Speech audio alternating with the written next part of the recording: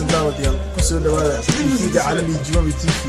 waa halka ka daawanaysan studio caalamiga ee Jumabi TV ee magaalada Burco waxaan idin soo tali doonaa saacadaha fooda ku sii dareen barnaamij ku saabsan Ramadaanta iyo nimcada ay leedahay talo maxaa u dhaxeeyo musoomayaasha iyo kuwa Allah subhanahu wa ta'ala uga dhawaado bisha Ramadaan barakaysan ee ka faa'iideysto hadaba waxaan la kulmay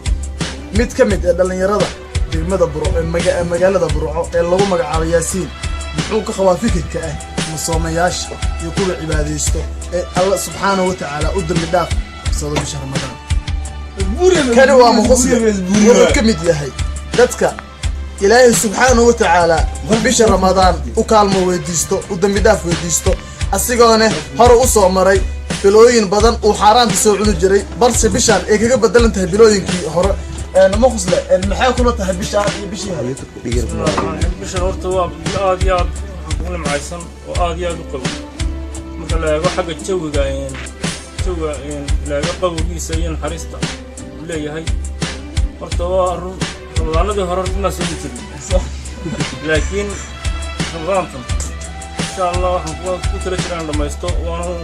waan qulnay ma tigin marba waxaan ku tasxuurtiga tagto waa iga bariyo waxaan ku hadana bala suxuur ku soo wado صح ما شاء الله hadana ma dareemo ku صح marka waxaan oran lahaa dadkaan suumin meelaha xaarad kala gabada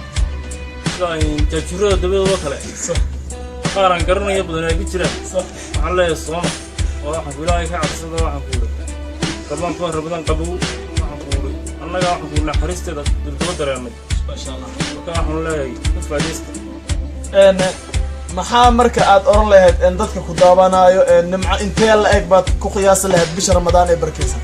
wallahi nimco aad iyo aad u ballaaran qofka marka hadee suuqmanaya soo dareemay aan ku qiyaasay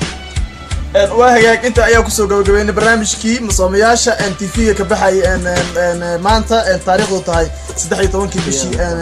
June Ramadaan Eid Qaasim Ramadaan xarago TV-ga caalamiga Jumabi Burco